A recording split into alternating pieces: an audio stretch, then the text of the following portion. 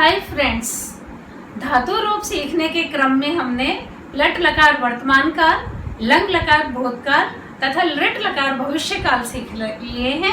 आज हम लृट लकार भविष्य काल के अनुवाद सीख रहे हैं। अनुवाद में हमें पता है शब्द रूप और धातु रूप का प्रयोग होता है।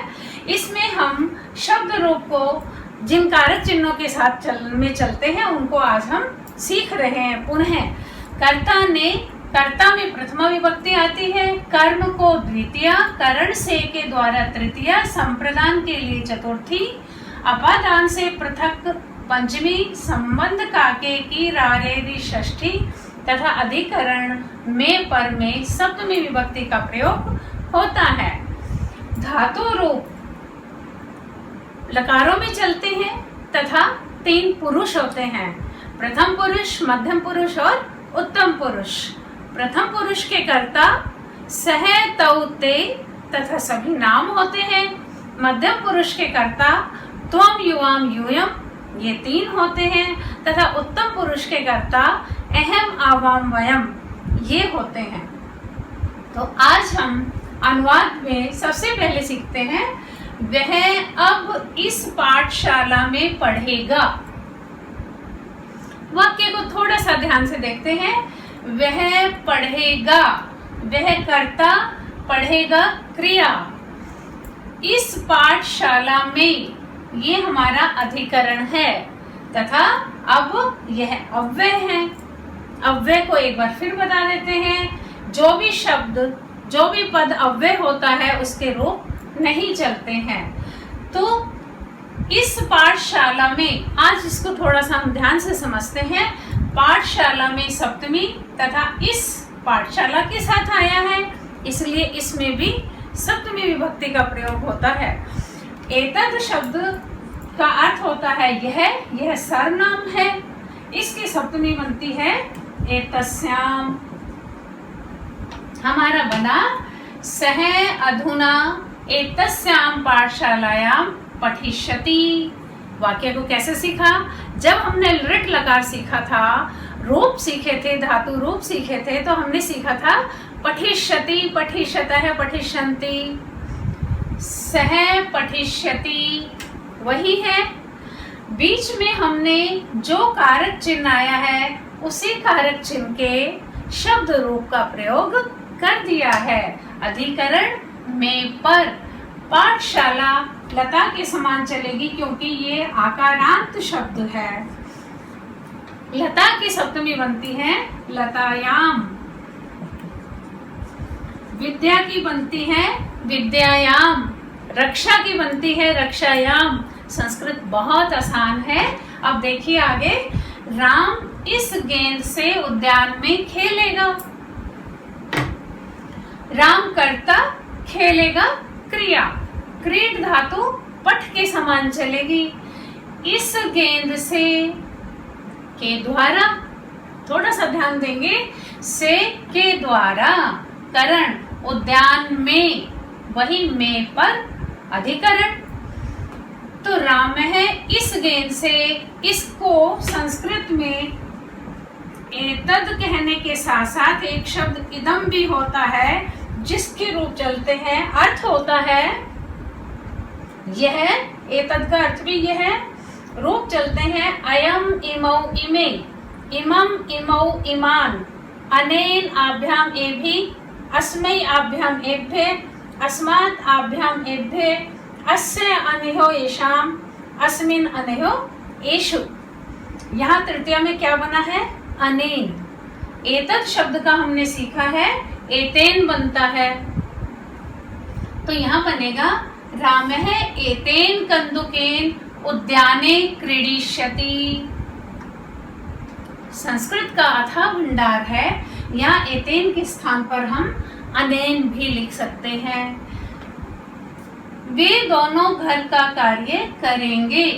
वे दोनों कर्ता, करेंगे क्रिया। करने के लिए संस्कृत में धातु होती है क्री, करना अर्थ में। इसके रूप चलते हैं करोति, कुरुतः, कुर्वन्ति। वे दोनों कर्ता, घर का संबंध कार्य से है। कार्य को यानी कर्म, तौ सहतौते हमने सीखा है। तौ गृहस्य, राम की बनती है रामस्य। गृह शब्द नपुंसक लिंग होता है, वैसे यह अकारांत है, इसलिए प्रथमा द्वितीया को छोड़कर शेष राम के समान रूप चलेंगे। तौ गृहस्य कार्यम करिष्यतः। इसी प्रकार वे सभी फूलों को देखेंगे, वे सभी देखेंगे, वे सभी कर्ता देखेंगे क्रिया, फूलों को, कर्ता ने कर्म को, ये हमारी द्वितीय हो गई। पुष्प शब्द भी अकारांत होता है, लेकिन ये अकारांत नपुंसक लिंग होता है। इसके रूप भी प्रथमा द्वितीया में फलम फले फलानी, फलम फले फलानी के समान चलते हैं। तो हमारा बना द्वितीय बहुवचन में ते पुष्पाणि द्रक्ष्यन्ति। अब हम थोड़ा दृश्य धातु को समझ लेते हैं। दृश्य धातु देखना अर्थ में होती है। इसके रूप पश्य बन जाते हैं चार लकारों में, पश्यति, अपश्यत, पश्येत, पश्यतु, इस प्रकार। लेकिन भविष्य काल में इसके रूप चलते हैं द्रक्ष्यति, द्रक्ष्यतः, द्रक्ष्यन्ति। ते पुष्पाणि द्रक्ष्यन्ति। इसी प्रकार तुम विज्ञान और दर्शन पढ़ोगे, तुम पढ़ोगे, त्वं पठिष्यसि। संस्कृत बहुत आसान है। विज्ञान और दर्शन को, ये दोनों हमारे कर्म हो गए। तो ये इसका क्या होगा? विज्ञानम दर्शनम च। हिंदी में और बीच में आता है विज्ञान और दर्शन, लेकिन संस्कृत में विज्ञानम दर्शनम च इस प्रकार बनेगा। यहाँ पर दर्शनन च भी बनेगा, दर्शनन च, ये संधि हुई है, ये हम बाद में करेंगे।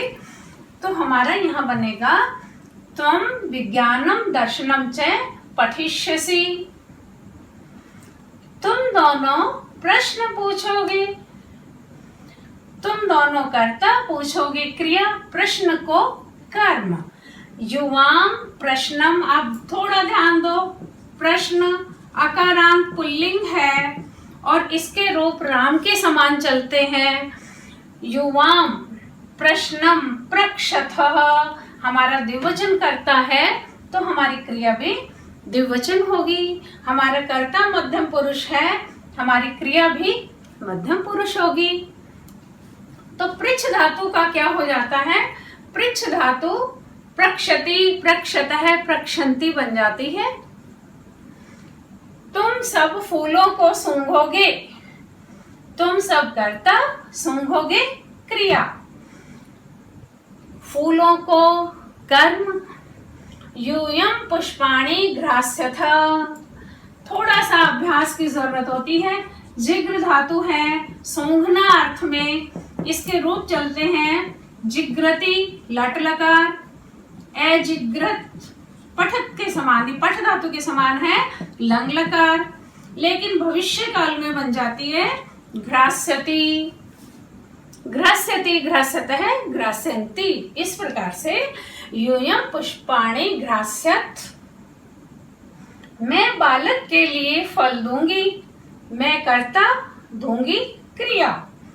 बालक के लिए संप्रदान, फल को कर्म। अहम बालकाय संप्रदान में के लिए चतुर्थी।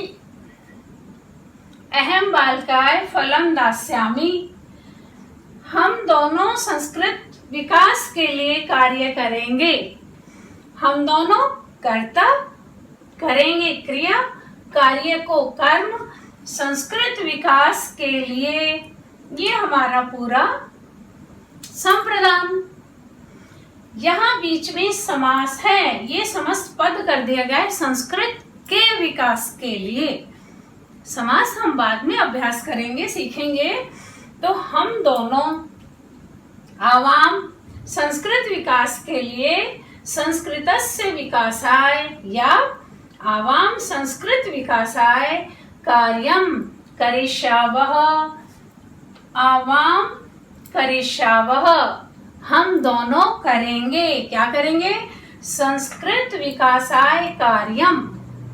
इसी प्रकार हम सभी चेन्नई नगर जाएंगे, हम सभी कर्ता जाएंगे क्रिया। वयम सर्वे चेन्नई नगरम गमिष्यामः। तो इस प्रकार से ये हमारे भविष्य काल के अभ्यास चल रहे हैं। धातु भी जैसे, एक बात और बहुत अच्छी बताती हूँ बच्चों, जैसे जैसे हमें यहाँ नई धातु नजर आती है, चाहे हम पुस्तक पढ़ें, पुस्तकों में पढ़ें, या हम यहाँ पर जो भी नई धातु हमें नजर आएगी, बहुत अच्छा रहेगा हम उसे लकार में लिख करके, किसी भी लकार में जो भी आया हो उसमें पूरी लिख करके अभ्यास करें। जैसे आज हमने पृच्छ धातु है, प्रक्षति हमें पता चल गया, हम लृट लकार पूरा लिखेंगे। प्रक्षति, प्रक्षतः, प्रक्षन्ति, प्रक्षसि, प्रक्षतः, प्रक्षत, प्रक्षामि, प्रक्षावः, प्रक्षामः। इसी के समान जिग्र जो परिवर्तित है, घ्रा ये हो गई, दा हो गई। तो इस प्रकार हमारी नवीन नवीन धातुओं का भी अभ्यास बहुत अच्छा हो जाएगा। और आगे देख लेते हैं हम। दिनेश पुस्तक लिखेगा, बहुत आसान है। दिनेश कर्ता लिखेगा क्रिया, पुस्तक को कर्म। दिनेशः रामः पुस्तकम लेखिष्यति। अब ये हमारी धातु है लिख, इसको लेख आदेश हो जाता है और जब रूप चलता है तो लेखिष्यति, लेखिष्यति बनता है। ये केवल भविष्य काल में ऐसा होता है और इसके लिखिष्यति रूप भी बनते हैं। अन्यथा वर्तमान काल में लिखति, लिखतः, लिखन्ति चलते हैं। यह पुस्तक राम के लिए होगी, यह पुस्तक कर्ता होगी क्रिया, राम के लिए चतुर्थी। इदम पुस्तकम, हमारा पुस्तक शब्द नपुंसकलिंग है। इदम पुस्तकम रामाय भविष्यति। कई बार बच्चों हम ये गलती कर देते हैं कि यह पुस्तक राम के लिए होगी, हम कारक चिन्हों का ध्यान नहीं रखते हुए ऐसा कर लेते हैं राम करता होगा, लेकिन ऐसा नहीं होता है। अब मैं ये आशा करती हूँ कि आप सभी समझ गए होंगे कि हमें अनुवाद कारक चिन्हों के अनुसार करना है। यह पुस्तक होगी, कौन होगा? यह पुस्तक होगी, कर्ता कौन का उत्तर होता है? राम के लिए। ये देखने में संप्रदान लग रहा है। ऐसे ही इस उद्यान में पक्षी आएंगे, इस उद्यान में, यह हमारा अधिकरण, पक्षी कर्ता, आएंगे क्रिया। अस्मिन् उद्याने खगः आगमिष्यन्ति। संस्कृत कितनी आसान है, इसका उदाहरण आप देखिए। ये है हमारी गम धातु, जाना अर्थ में, लेकिन यही अगर इसके आगे हम यहाँ आ लगा देते हैं, आ जमा गम कर देते हैं, तो इसका अर्थ हो जाता है आना। अस्मिन् उद्याने खगः आगमिष्यन्ति। महेश बाजार जाएगा, महेश करता, जाएगा क्रिया, बाजार को कर्म। महेशः आपणं गमिष्यति। वृक्ष से पक्षी उड़ेंगे, पक्षी हमारा कर्ता, वृक्ष से। अब यहाँ क्या हुआ जा रहा है? पृथक हुआ जा रहा है, तो अपादान से पृथक, पंचमी विभक्ति। वृक्षात खगः उत्पतिष्यन्ति या उड्डयिष्यन्ते। डी धातु है, एक ये डी धातु होती है जिसका अर्थ होता है उड़ना, और हमने इसके आगे उद उपसर्ग लगाया है जो द आदेश हो जाता है, तो उड्डीयते, उड्डीयते, उड्डीयन्ते, ये आत्मनेपद की धातु है। तथा ये हमारी पत धातु होती है। एक पत का अर्थ होता है गिरना, लेकिन हम जब इसके आगे उत उपसर्ग लगा देते हैं तो ये बन जाती है उत्पत्त, और रूप पट के समान चलते हैं। भविष्य काल में उत्पतिष्यन्ति। इस प्रकार से ये हमारे भविष्य काल के उदाहरण हुए। तो आज हमने बच्चों लृट लकार भविष्य काल का ये अभ्यास किया है। इसी के क्रम में जो भी नवीन धातु आएंगी हम उनका पुनः अभ्यास करें। अगले ट्यूटोरियल में हम काल से संबंधित लकारों के अतिरिक्त अन्यत्र भी जो अनुवाद होते हैं, जैसे लोट लकार और विधि लिंग है, इनमें जो संभावना आदि आते हैं, इनके विषय में जानेंगे और हम लोट लकार आदि को सीखेंगे।